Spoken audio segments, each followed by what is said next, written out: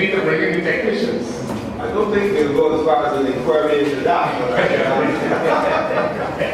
allow the technicians to address the issue.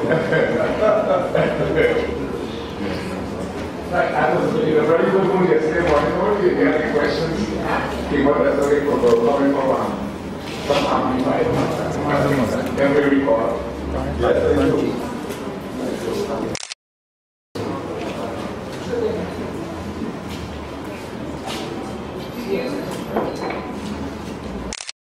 Where the evidence that you prepare is not shall be true, full truth, and nothing but the truth. So help you God. Correct.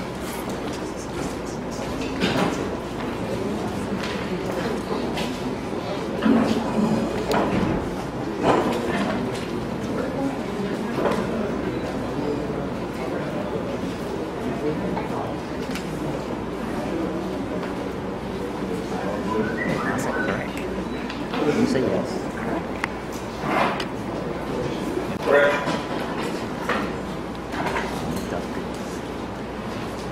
Please look at that statement, verify that this is the statement you submitted.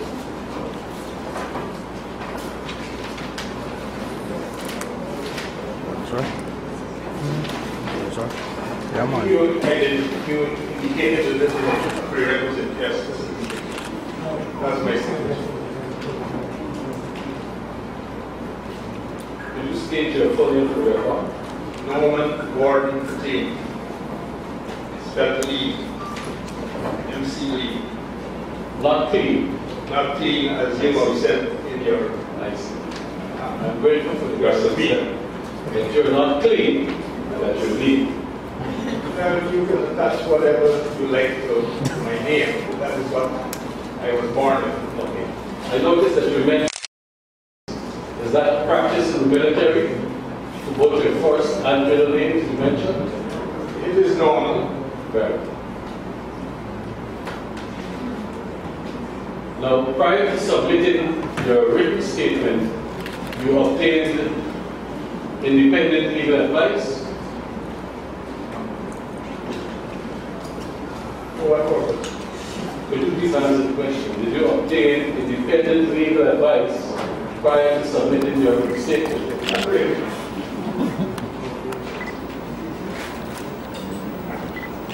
I didn't hear that. The answer is Said not really. Not Not really. really. Thank you.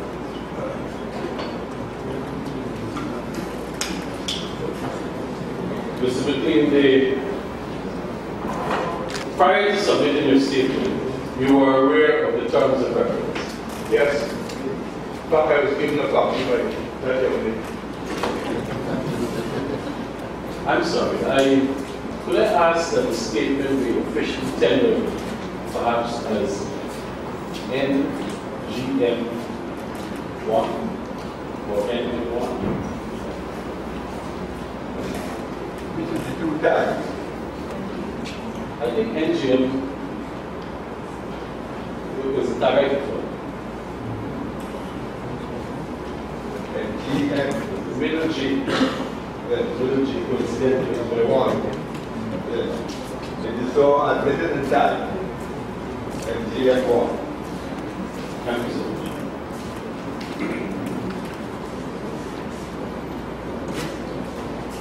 You recognize that the statement you submitted is a short one. Do you have an explanation as to why it is so short?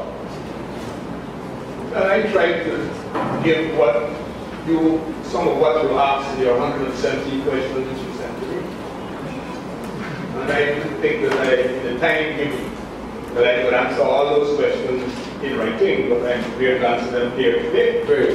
You recognize the need. Something we did indicate that you want to should Yes. 4 pages, 2 pages, 5 pages, together. I just want to get it on the record for specific purpose, please. Okay, all right.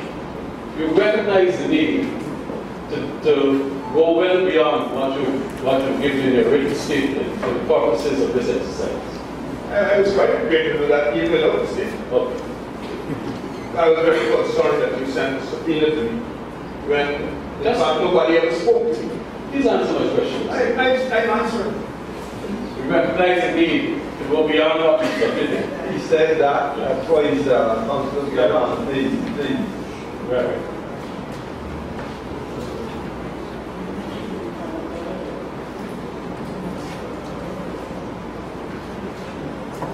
You became the chief of staff for the Allen Defense Force in 1979.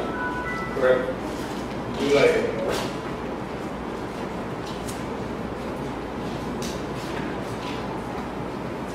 Prior to that, you headed up the Guyana National Service. Director General of the Guyana National Service. As Director General, you were at the pinnacle, the leader of the Guyana National Service. Would it be correct for me to say that Mr. Barnum was instrumental in appointing you as the head of the Guyana National Service? I can assume that.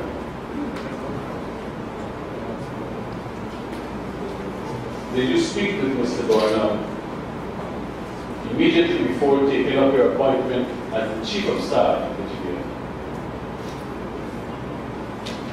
We're looking at what? 35 years or more ago. I can't remember if I had any discussion and I was surprised to be chosen. I can't recall if I did. The president at the time was one Aperture. I'm grateful for your efforts. Did you speak? You didn't speak with Mr. Barnum, as far as you can remember, immediately before taking up your appointment as Chief of Staff. Is that your answer? I can't recall that. I spoke to him after, but I can't recall before. During your time at the Guyana National Service, yourself and Mr. Barnum will have regular contact? I would say yes.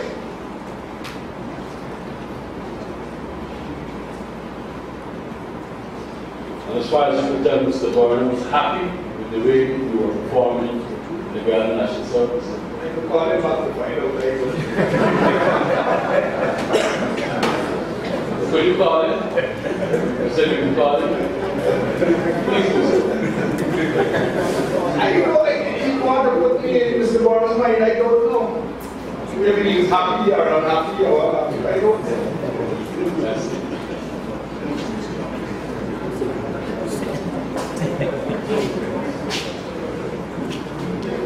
How much warning did you have before becoming Chief of Staff of the GA? Well, I was sworn in National Service uniform, to tell you the truth, but I don't know how much warning I was given and how long before I was told that I would be sworn in as Chief of Staff. You agree that it was a sudden appointment?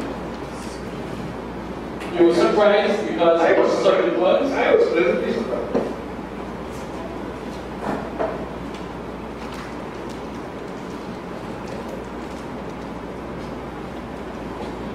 The night before you were sworn in, the PNC General Secretary's office was burned down, is that correct? So I understand.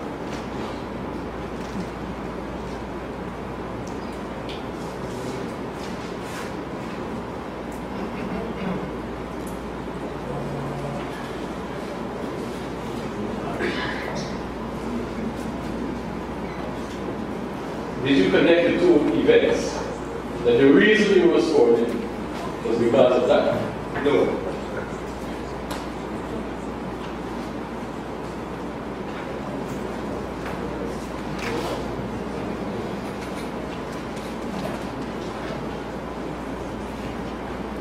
Is it correct to say that around the same time you were sworn in, several other senior GDF ranks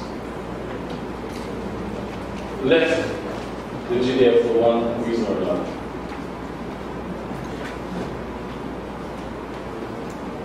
I really can't answer that in the sense that, look, I don't know why I was appointed. As I said, I was pleasantly surprised that I was appointed. But the previous Chief of Staff was 2 years, 4 days, I don't know why. I think the question had to do, Mr. General, whether at about the same time as your appointment, several officers left the force. Is that the question? Is that not? There were other officers in the GDF who had to be removed in order to make room for this appointment. So I can only assume that that's what you're trying to allude to.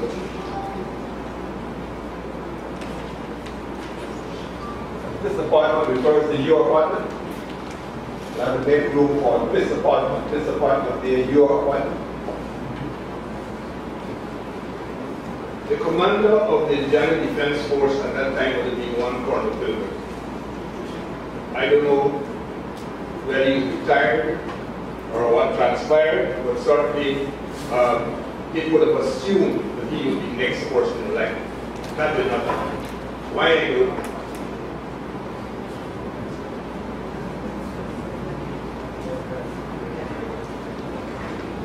Mr. McLean, I want to try to make sure that my notes make sense when I read.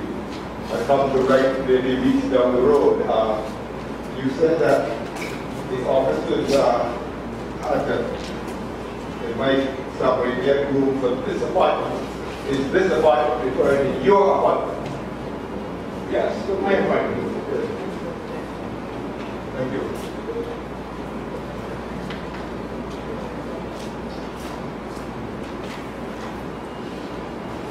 When you were in the Ghana National Service, you were in charge of how many members? We had about 5,000 members or more, including pioneers who were being trained in at least in 19, yes, we would have had at least 6 centers. First the Timbio, you want me to give you those? Yes, yes. First the Timbio, next the Propio, next the Sumatsubari, the other one is Conroe, and the other one is Camp Jaguar. Each had its own special responsibility. What were the aims and objectives of the Guyana National Service? Develop the new Guyana man. What does that mean? Well, if you look at the state paper, Bornham state paper, that is what was there. That we were required to develop the new Guyana man, to develop skills for young people, to expose them to the hinterland, and to give them relevant training and whatnot.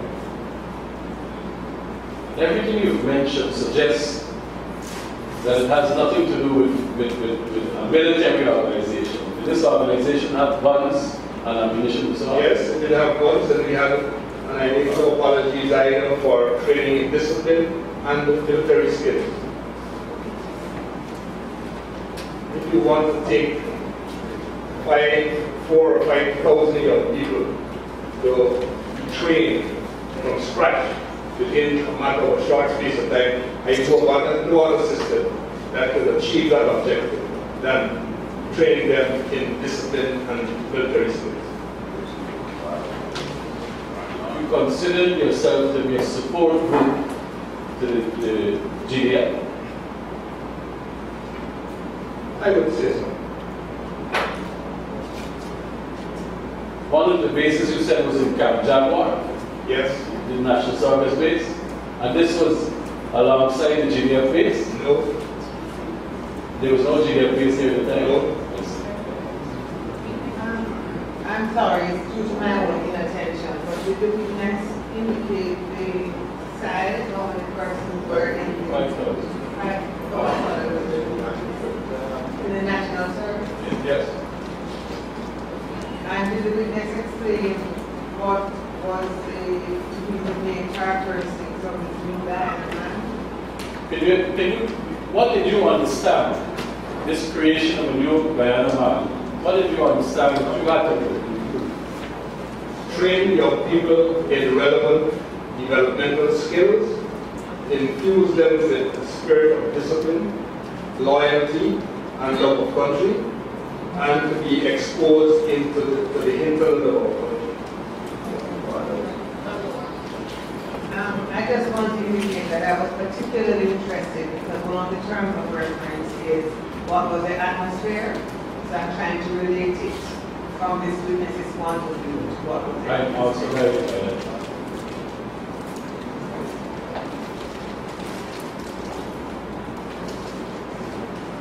part of the new Guyana man was so that they could also be trained militarily in the use of firearms and so on.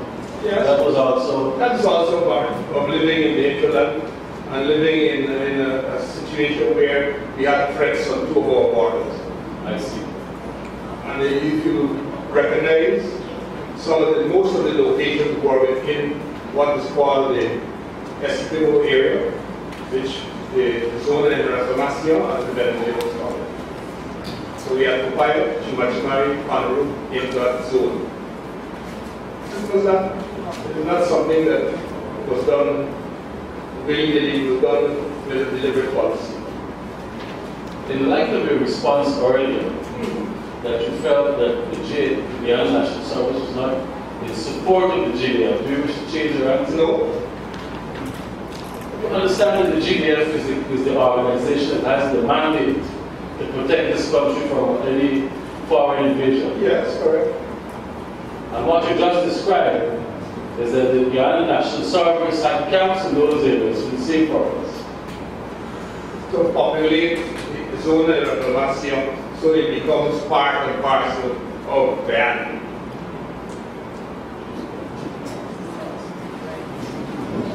While we're searching your record, may I understand from which area of the population members of the force, Guyana National Service were recruited, the age group, how were they recruited? I also part of the atmosphere. How did you go about recruiting persons and who were considered eligible for recruitment? Between the ages of 16 to 25.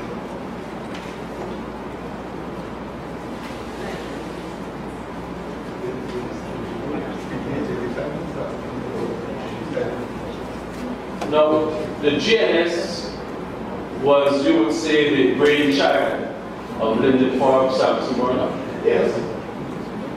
And you were the first Director General of that organization. Founding Director General. Founding Director General. And so the organization was founded in 1974. That's correct.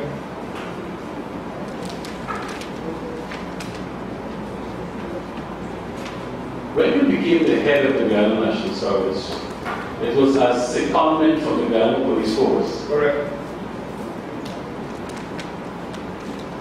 Do you have any idea why you were chosen for that different sort of job?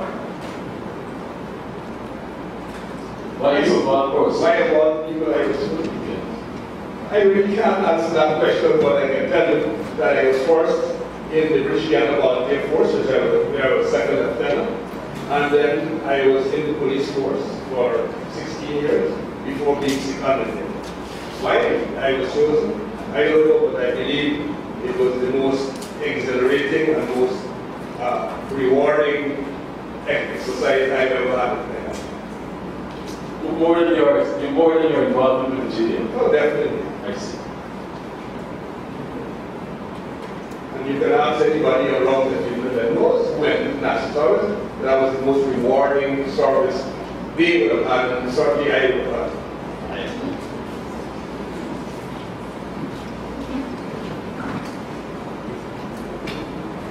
When you left the Guyana National Service, who took your place? Colonel Desmond Roberts. He was my second in command, and he took over.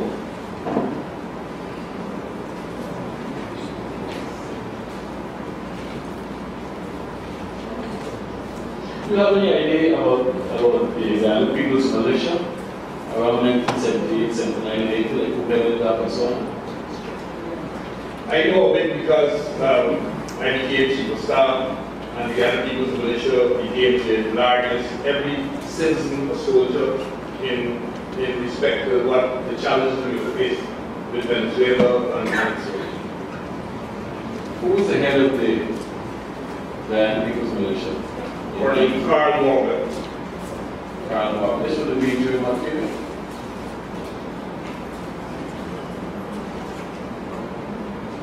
I don't know when I came to the GDF if he was yet the commandant as we call it, of the People's Militia, but it's somewhere around that time. And as commandant of the People's Militia, he would have to report to you. You were his superior. When I after my appointment, he said the next.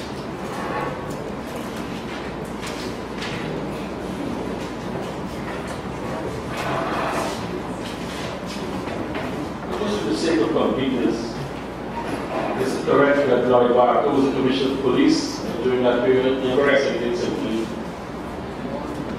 And I think it's important to mention, the person acting as crime chief was Cecil Skip Roberts during that period as well. I don't think he was acting. I thought he was quite cheap. You saw him like crime chief. Directly, he was Deputy Commissioner of Law Enforcement. I think that was the proper designation. Cecil Skip Roberts is a person that you've known for a very long time. He joined the police force together as the first cadet, British Guiana cadet officer. There were three of us. You joined on the same day? Same day, 1st of August, 1958. 1st of August, 1958. Skip is a Cecil Alexander Roberts is his name. He is known as Skip. popular known as Skip. You maintained a good relationship with him. He trained in England for over a year. He trained in England again for over a year in 1970, I believe, when we went to Washington, where we were trained by the National Police Academy. We've always done our training together. And your squaddies, as they say. Yes. Your regulations number would be very close to each other, your regulation numbers. I don't know. Okay. I know what the regulation number in police force is. I didn't know that. Well, Mr. Chairman, once it's a like clock exercise. Are these questions relevant to the my friend has some patience, the relevance to the let's get administration. to the meeting of the market. If you have anything. Let's go on, is what you want to say? Yes, but you're wasting time right now. I don't know what the questions you are Let's asking. move on. We'll move on, Mr. Williams. When you became the Chief of Staff of the GDM, you simultaneously became the Coordinator of Joint Intelligence, is that correct? Joint services. Joint Services. Yes. So it meant that the People's Militia, National Service, and the GDF came under my command.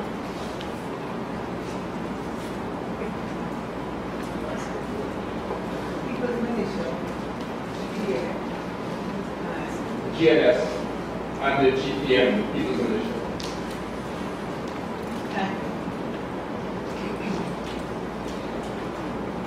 There was also a joint intelligence sharing going on at the time. Yes. And this is vis-a-vis the Guyana Police Force. And the Ghana Defense Force. Yes. There was an established joint intelligence between the Guyana Police Force and the Guyana Defense Force in 1978. Well, you can only speak to your... I will speak to the joint in 79. So in 79, Yes.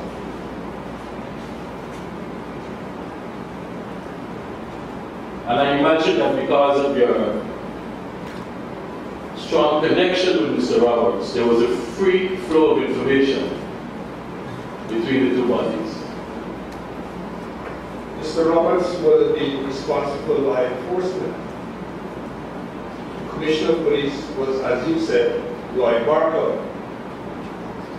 The intelligence, or as they called it at that time, special branch. This is an inheritance from the British system. There was what we call a special branch. And they were the people responsible for internal intelligence.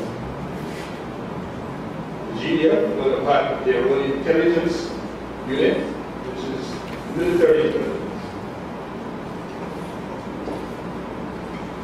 You know who the head of special branch was when you became the Chief of Staff? I think Laurie Lewis would have been the first in charge. Head of special branch as it was called.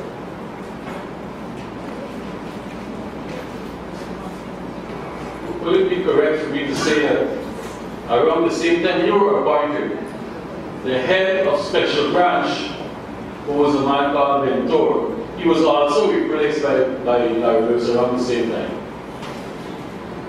I know of Mentor, but I don't know when he left. I think he left before that, if I'm not mistaken. I don't know. I can't remember. You're not denying that Larry Lewis replaced Mentor around the same time that you became the chief of staff? No, I don't think so.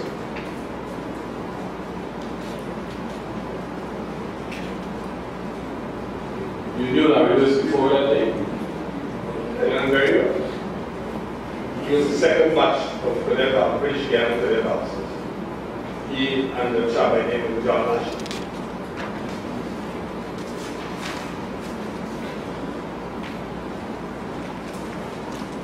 Could you tell us a little bit about the structure of the GDF when you became the chief of staff, in terms of the units? How many units were there?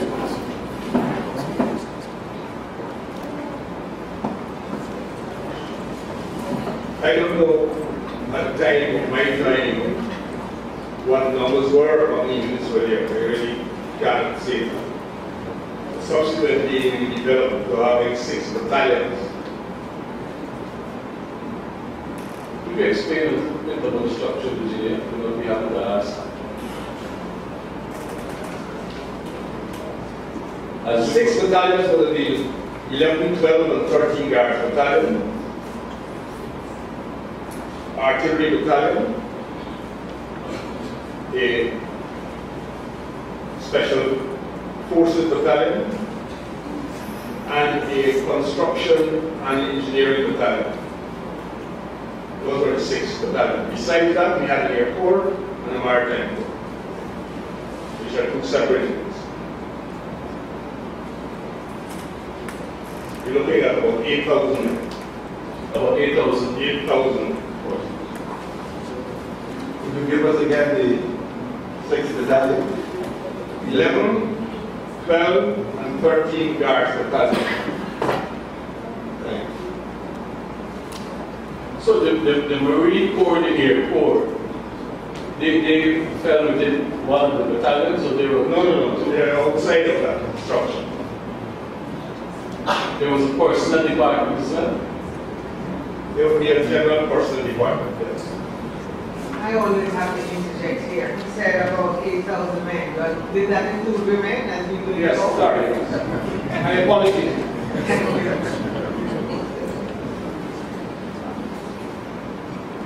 The women were among the 8,000. We had a name, yes, we had a name as Army Corps.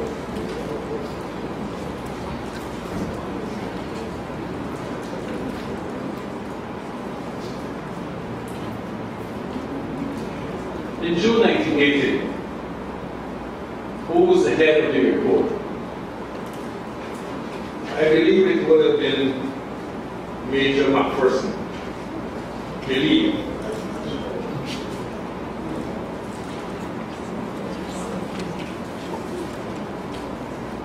And in June 1980, who was the head of the Maritime Corps?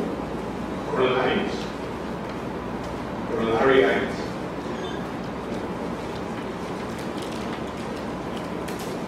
Who was the head of the personnel department? I don't know. We had what we call a Colonel AQ, admin and quartering, and I think that department would have fallen under that.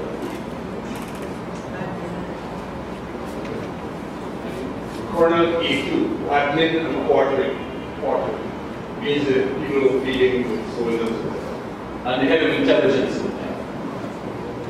Would it be Major Harmon?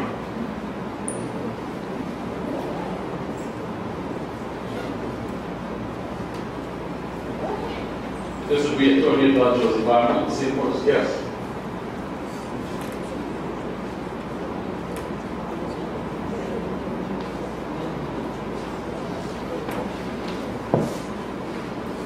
The mentioned person has been given standing before the Commission, just in case it is important.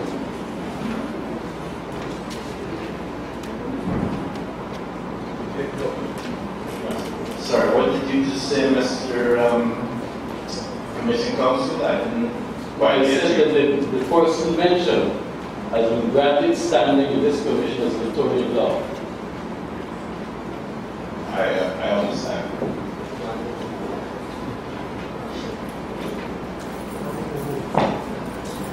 I think he has standing on his line as the case. Nobody has standing on representing some organizations of interest. So like he has standing The PNC. for The PNC. He's making an appearance.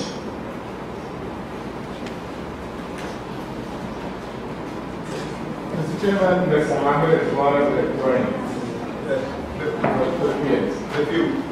Yes, yes. I don't know what's happening.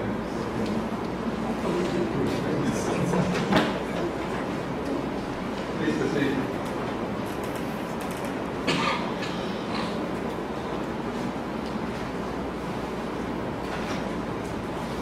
When you went, if you were not, I first think it was a second lieutenant with the British Gallagher Air Force, which was then the British Territorial Army. The fact that I moved to the police force was because they were trying to Guyanize the British Gallagher police force in the run of independence. And we were no army, so I opted to go to the police force because that was what was offering at the time. so you do consider yourself a professional soldier? I would say that yes, I was trained in that way. Okay. When you took over the help from GDM, you were very careful to comply with the strict and standard operating procedures. I don't understand that question. What strict, what was it? You ever heard the phrase standard operating procedures? SOPs, yes, we know what that is. I didn't read my that. Yes. But I don't understand why all the emphasis suddenly on strict and not something else. I don't know.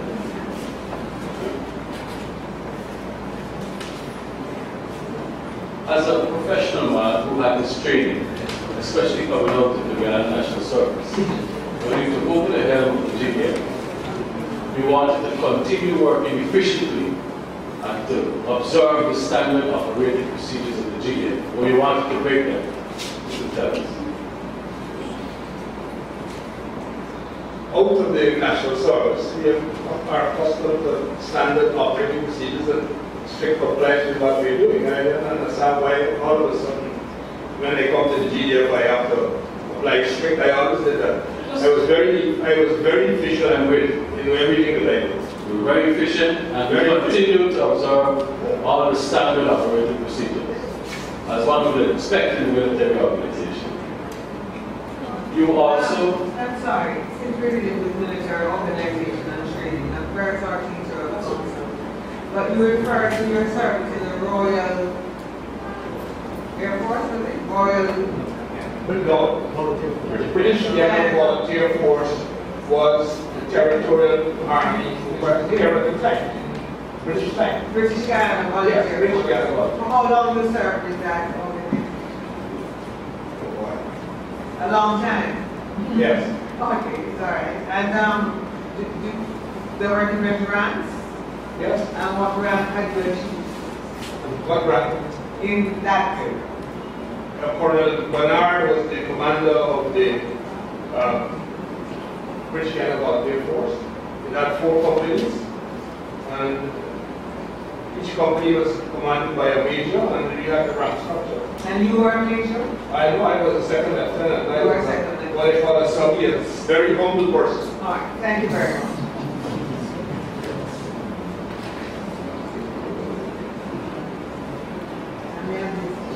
And you have acquainted yourself very quickly with the Defense Act and rules when you took over the GDM.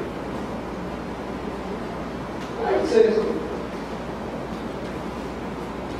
And as far as you are aware, you have always done your best to comply with those rules set out in those pieces of legislation.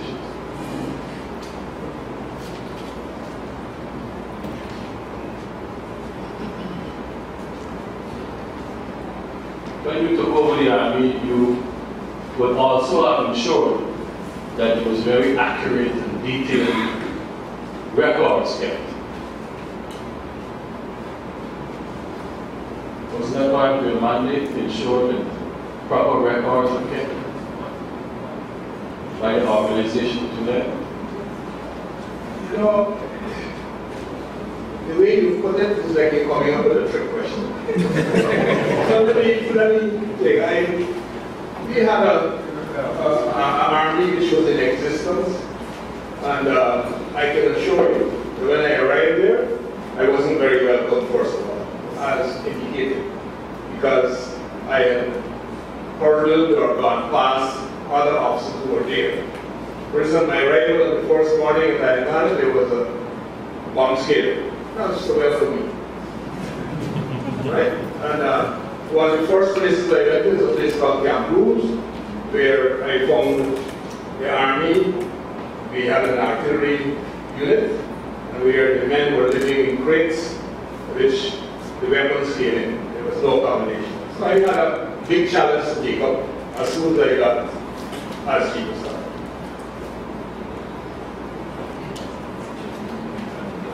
You maintain good record keeping. I'm sure the army did. You speak of the army as though it was separate from you. Very well. Good records are being taken under your watch. Good records are assumed to be kept by everybody. We have commanding officers who will ensure those things happen. Now, Gregory Smith, do you agree that in the week following the 13th of June 1980, that you stated publicly that no Gregory Smith was a member of the Grand Defense Force? Correct.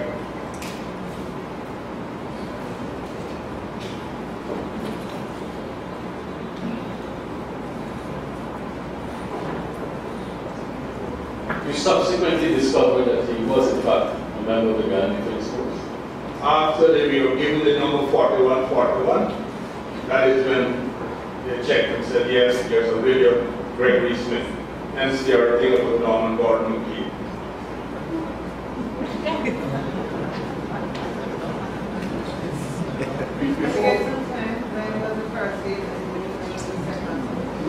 Anyway, sorry. Can you date that assertion by you that there was no Gregory Smith listed in the army? If you give us I believe I was called by the press or the media and asked whether we had a Gregory Smith who was supposed to be indicated in this one. I then called the commander, A2, to ask him to find out whether we have a Gregory Smith in the army. And I was told, no, we did not have a Gregory Smith. Did you be I asked you if you could, sorry for the date, approximate date. This would have happened within a day or two of this. And then we was called again, and I was told the person's number is 4141. And when I did check with the commander AQ, he came back and said, yes, there was a William Gregory Smith by that number, who was in the Maritime Corps at one time. But let me ask you this. Having discovered that you may have given the wrong impression at an earlier public, when you earlier made that public statement, did you make a subsequent public statement when you learned that he was in fact a member of the army? Did you go publicly and say when you discovered that he was in fact? I believe so. It's not something I deny. I'm still interested in the case. He says a day or two after the incident, I'm assuming it was after the death of Rodney. And then he said later on he got information which indicated after he was given the number 4141, 4142, 4141, he was able to correct it. Can we know when he was given this number 4141 and when he was given this information that the person was in the army? Can Can you answer those questions? I mean, not exactly, you know, just in terms. But I suppose when he joined the GDF, I don't know what year that was. No. When was the information that the regulation number 4140, when that information was given to you?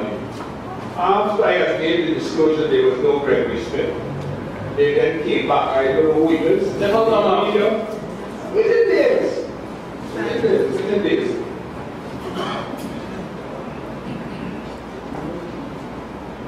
When you discovered that fact that he was in fact an enlisted member, isn't it correct that you refused to publicly acknowledge that? I don't think so.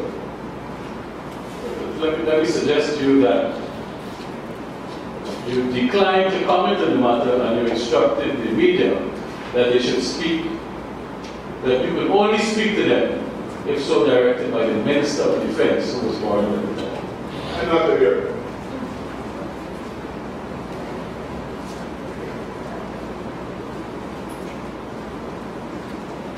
On that note, when you became the Chief of Staff of the GDF, who was the Minister of Defense? Gordon probably.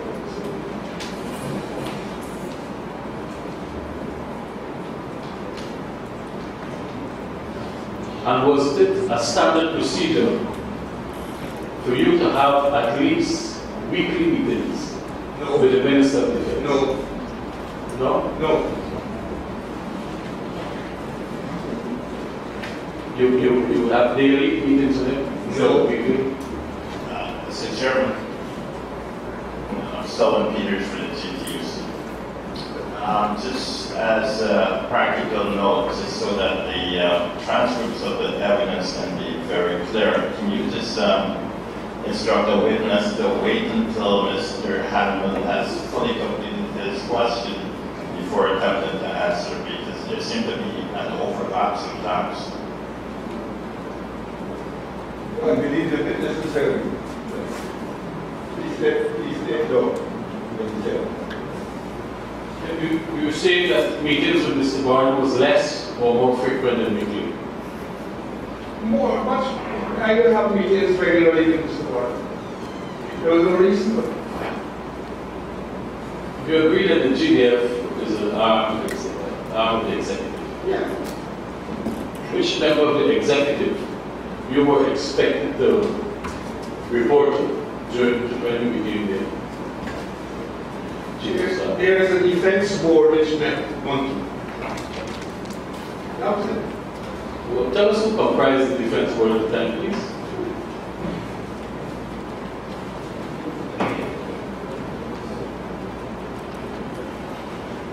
Prime Minister, I believe the Deputy, Dr. Reed, Minister of Home Affairs, I don't recall who that would be. The Prime Minister is Mr. Barnes, you're speaking about? Yes, Okay. at that time. I can't recall who else wouldn't be there. I certainly will be there. I think the head of the presidential secretary would be also there, or the PS in the Ministry of the Office of the Prime Minister.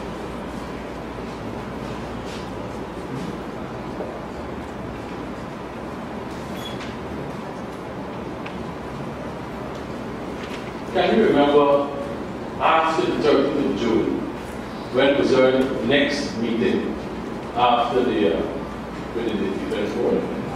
How long after the 13th of June? Well, I can't recall. I don't know. You're talking about 34 years, 35 years ago. I understand. And at the time when we didn't have computers either. So in terms of my raising questions about whether you have a man by the name of Gregory Smith there's no computer manual.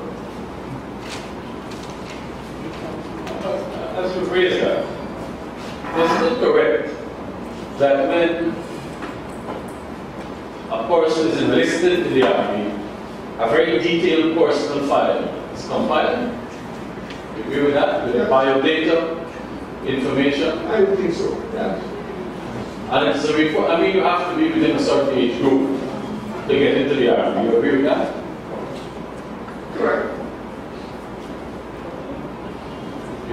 any time that persons joining the Army will have to supply a birth certificate, for instance, and other identifying documents? I would believe that that would be the recruitment procedure.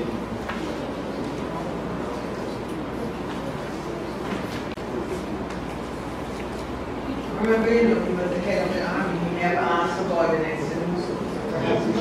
Thank you very much, ma'am. What's the name of the subordinate that you asked? Colonel, he was a colonel at the time of the Major Alan John Lewis. He's still alive? Yes, sir.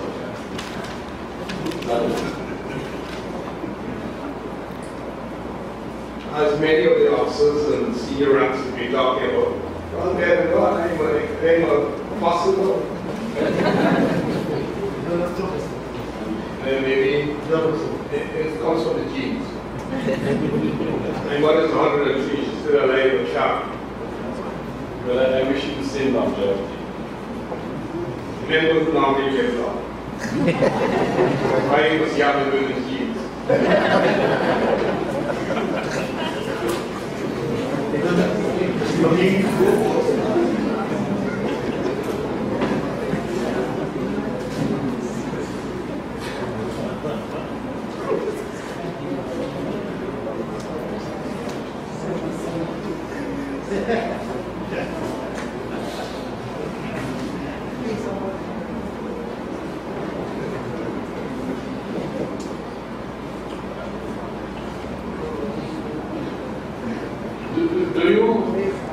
Do you imagine that the names William Gregory Smith would have appeared in your personal files?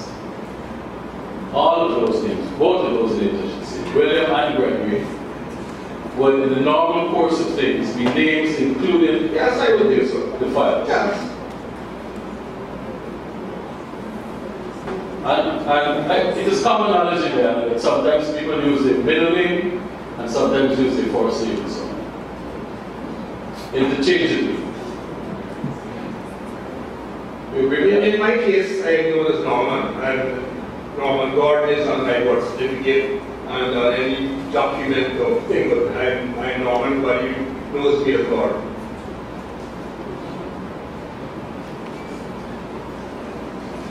Because of this interest in Gregory Smith, did you ever look at this personal file? No. Why not? Yeah, this guy is a sergeant in the GDF. I've never met him. I don't know my side. I would not have known him. And it's not somebody that I would know at all. He is in the maritime port, and his commander would know of him, not me. Sorry, I may have asked the question in a loose way. When there was all of this attention after the bombing of this very, very important political figure, Walter Rodney, when all of this attention was focused on William Gregory Smith, you did not seek to look at his personal file? No. And the reason is because he was just an ordinary sergeant. Well, asking the reason. A chain of command. And I would ask the officers in charge of the particular unit to give those details. And not me, as chief of staff. As I told you, we have 8,000 men. I don't know them. I don't even know my officers. I would have had maybe 300 officers. I didn't know all of them. So you were not concerned enough to personally acquaint yourself with the details of his personal file. Do you agree with that? I would agree with that. Perhaps, and again, I'm so sorry to be intervening so often. A question which perhaps the witness would want to answer is what steps he took, if any, in relation to checking the records of this Gregory Smith after the events of the 18th of June, 13th of June. What steps, if any? He may not have personally checked that, but he may have convened meetings, he may have made inquiries. We could put it that generally, maybe of assistance. Could you, thank you so much for that information. Could you give us a detailed account of all the steps you took to discover about the existence of this man, Gregory Smith? When the issue arose, the police more or less took the full investigation of this because it was a crime.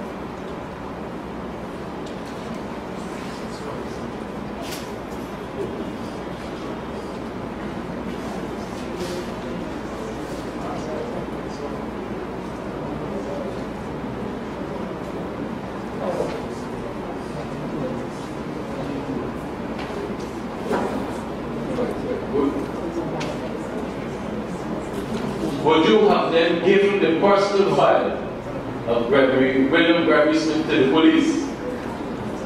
I would have thought that the unit in the army would have done that.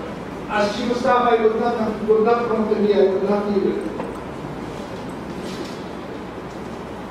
So members of the Guyana Police Force could approach,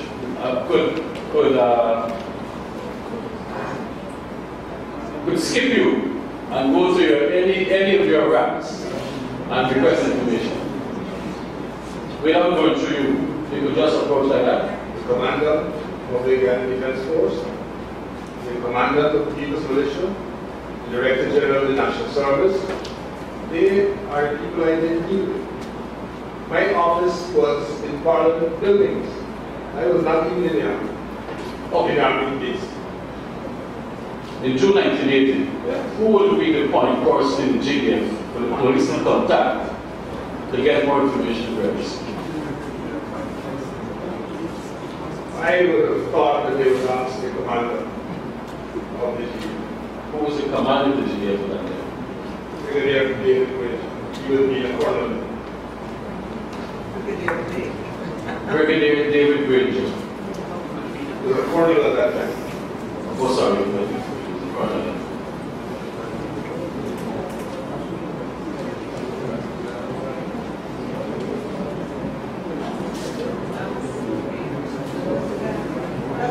Defense Force has a military police section, Yes. and did it have one at the time? Yes.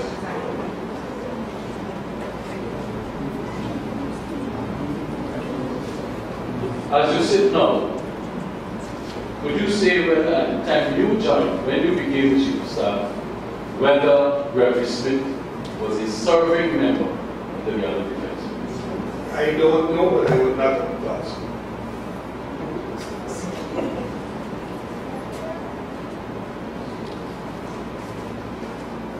Do you know the circumstances of him being struck out the strength of the GDF, if that happened? I am not aware of that. As far as I understand, he was a deserter. And deserted for some time. As we had a lot of deserters, we had to give amnesty to bring back soldiers who were disgruntled and You seem that you want to give that evidence. what evidence? Please answer me. What? What question? I'm going to ask you now. Yes. At that time, according to the law, deserters were normally sought after and put to military trial. Is that correct? Maybe that is what is on the books, but that's not how it happens if you have hundreds or thousands of people who are deserters.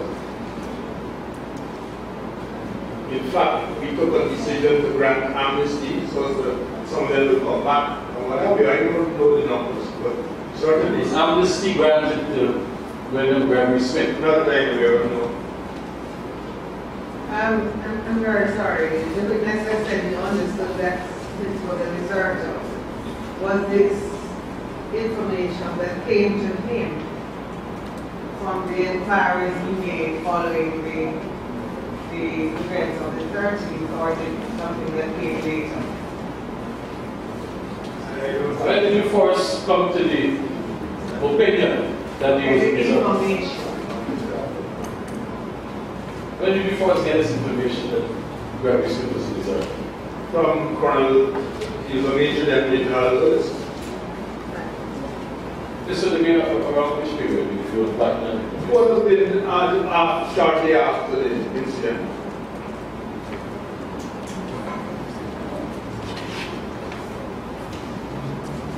Having so discovered, sorry. Having so discovered, did you take any action to try and find him? No.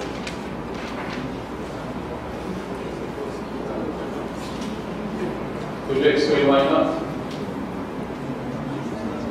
Because Chief of Staff, it was not been my function to do that. I would pass that down to somebody else to do that. So you say that the GDF would have taken They have done that, yes. if the answer is not clear to me. No, he said they did it or they may have done it. Did the GDF They have done. actively seek it? He can't say may have done. May have.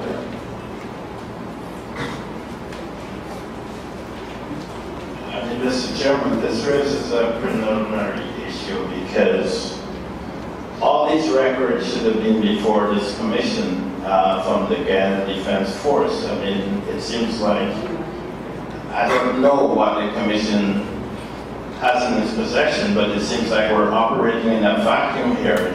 The personal file for Mr. William Gregory Smith should have been here, and any pertinent records to the material tank should have been here when this witness is given evidence so that those materials could have been put to him if his memory is foggy. It's a 70-something-year-old man who hasn't served in the Army for quite a while.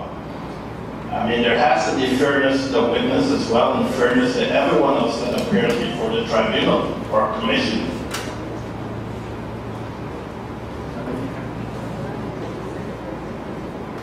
Well, the witness can tell us what documentation he has or not available himself. No, it's a talk.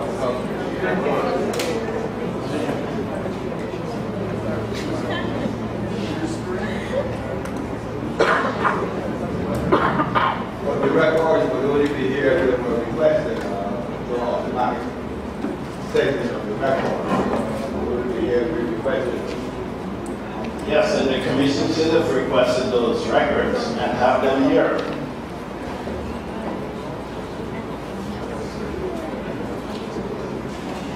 The request for documentation to the Army is ongoing. But you do have some idea. Yes, we do. I know sitting where I'm at, all I have is the statement of William Gregory. Sorry, the statement of the former Chief of Staff. I have nothing from the Army with respect to anything in this matter.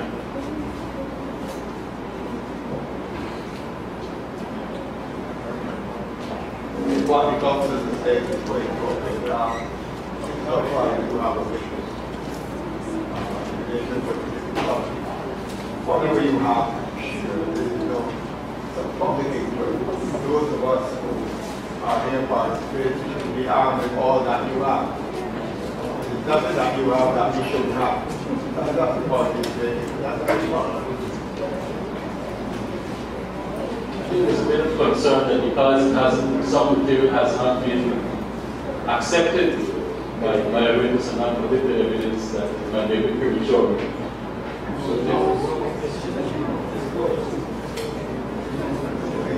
that is necessary to position the terms of the distribution of what you have.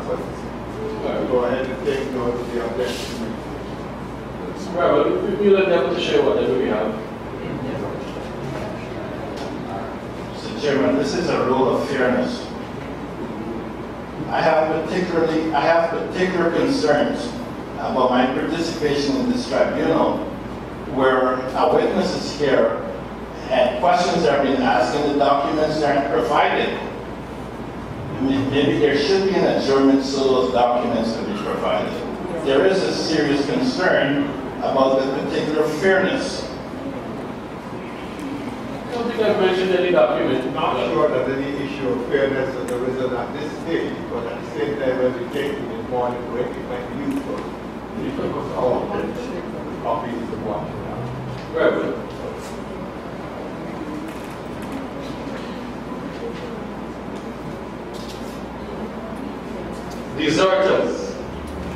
would not normally be transported by an army plane. Do you agree with that? I agree with that.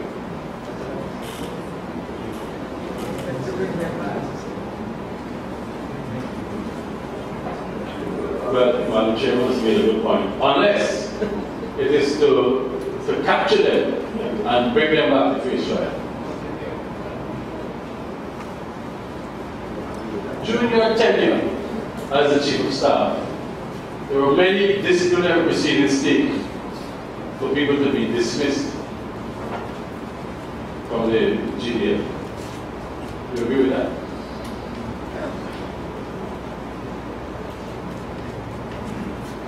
During your tenure as Chief of Staff, you would have caused persons who were absent without leave and persons who were deemed deserters to be actively sought after. Yes. In this particular case, you did not cause William Gregory Smith to be actively sought after you knew he had become a deserter. You agree with that? You say so?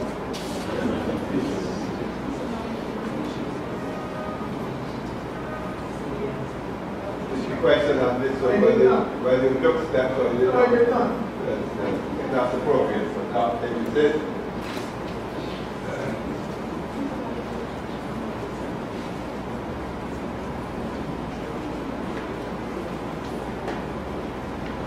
Were you aware that statements were collected by the police from persons who claimed that a GDF Islander plane had transported Gregory Smith to Procedural?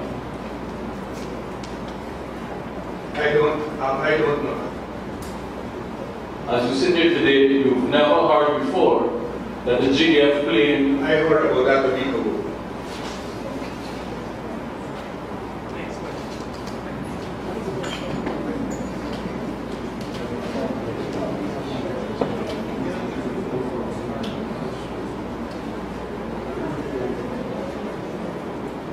Let me suggest to you that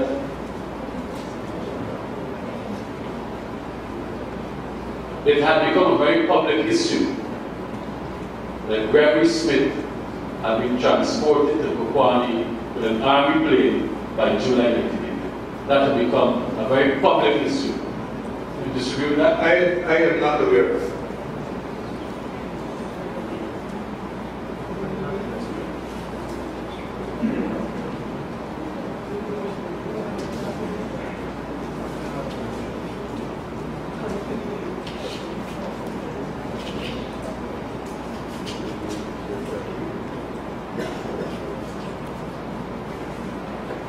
You ever spoke to Captain Gerald Gavaya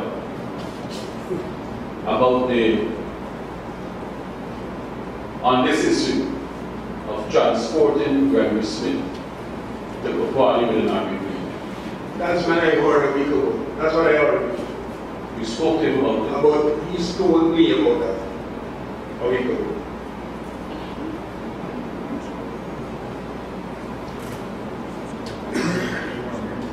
What did he tell you? That he was being called to give evidence here, and that's what he was about. Did he tell you that he had transported Gregory Smith to Procedural with He GDF? told me that's what he was being called out. Did you ask him if he did? No, I did not.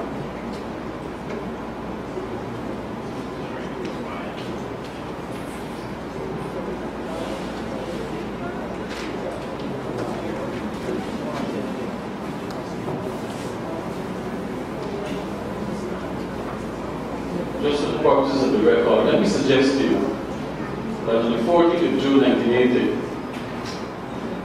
Gerald Gavaya transported one of your army planes, William Gregory Smith to Procedural.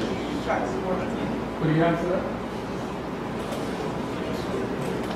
If he can, he can answer. He can. I am saying Yes, that you categorically they know. He doesn't know do anything. not know that.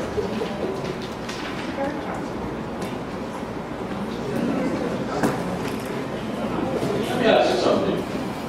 When you were chief of staff, was there an army base at COI? Not that I'm aware of.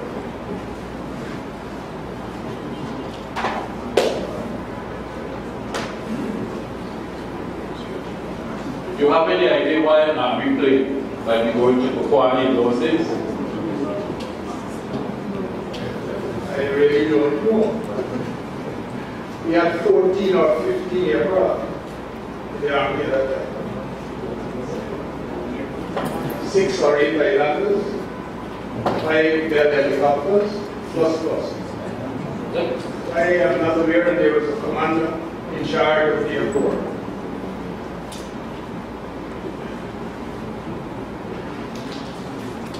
What was the primary purpose? Well, these planes were for what purpose? Why did the army have planes? Can you answer that? For operational and logistics. Operational logistics. That's right. If you agree that it would be primarily for the transportation of active soldiers. Not only, we do a lot of emergency and mercy missions and mercy flights. I never said that exclusively it was for that. But the army planes, you don't agree, was primarily, when you're speaking about persons, or for the transport of active military personnel.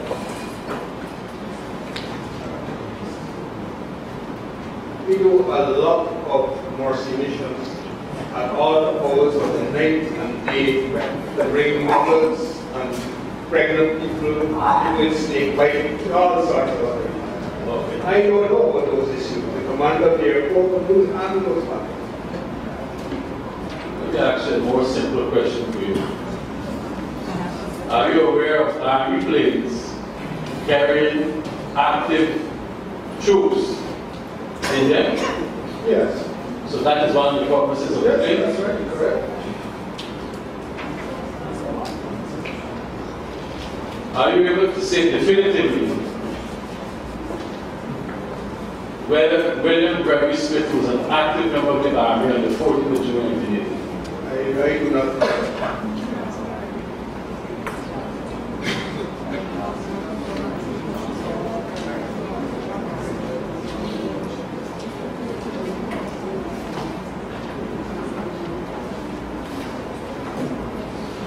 The head of the Air Corps was free to send planes wherever he wanted, to do whatever he wanted without any supervision from you.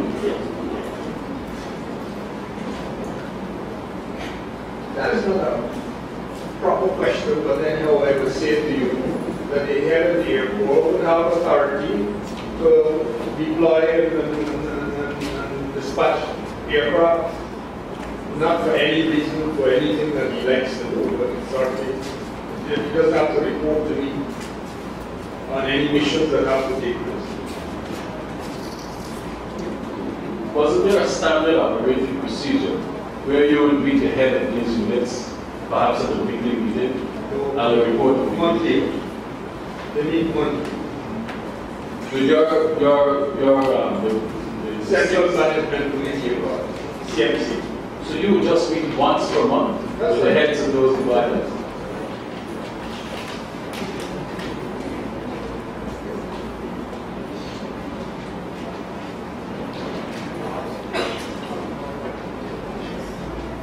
Let me suggest to you that at that time, you would meet weekly.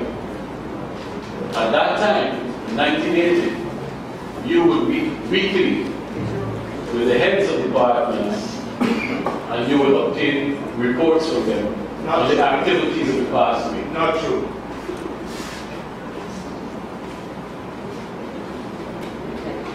Now, while you were the chief of staff, you would have received written reports with signatures on them from different persons in the army. from separate persons in the army. You agree with that? No, I don't understand. Do you ever receive a written report with a signature on it from McPherson, for instance? Do you ever? Maybe, yes. But you're saying that I get that every week. I'm saying that that doesn't happen. No, I'm moving away from that. I'm not talking about the frequency now. I'm asking you if for how many years you were chief of staff? 11 years. 11 years. Do you agree with me that over that 11 years, many times you would have seen documents with my person's signature on it? You agree with that? Yeah. Are you creating the signature? If I saw it, I would recognize it.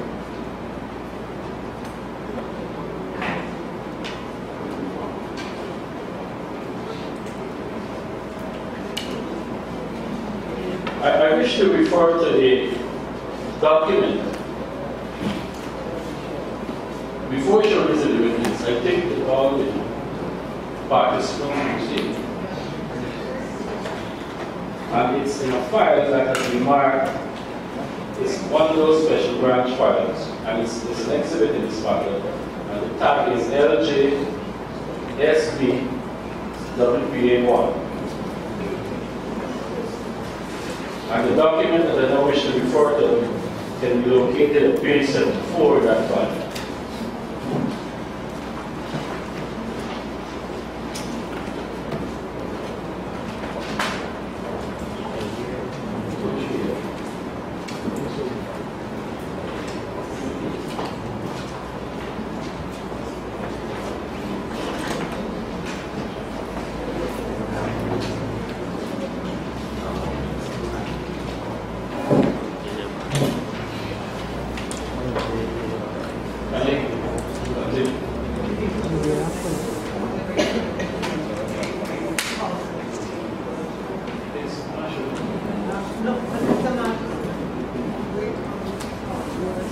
Yes, I can show to the lawyers, but I don't intend to show it immediately to the witness.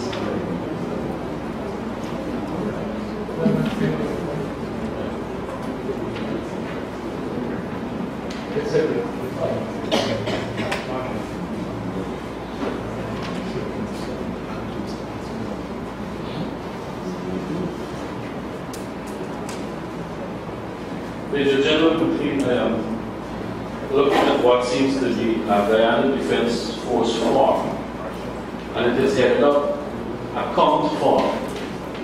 You are aware of this form? No, not the details of this specific form. Are you aware of such a form existing in the Guyana Defense Force? Yeah, maybe, I don't know. Yeah, maybe.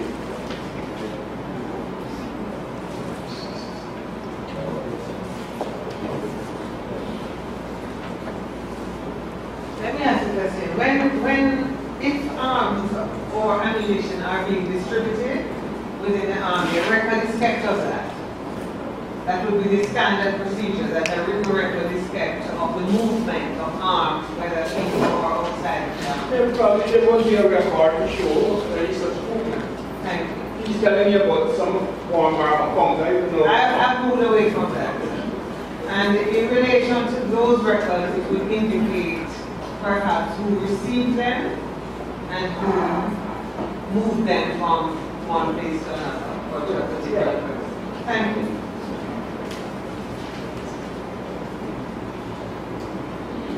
You have an idea of the name that would be attributed to such a written record? You've admitted that a record would be kept about the movement of weapons and so on. Do you have a name for the record that in which it would be kept?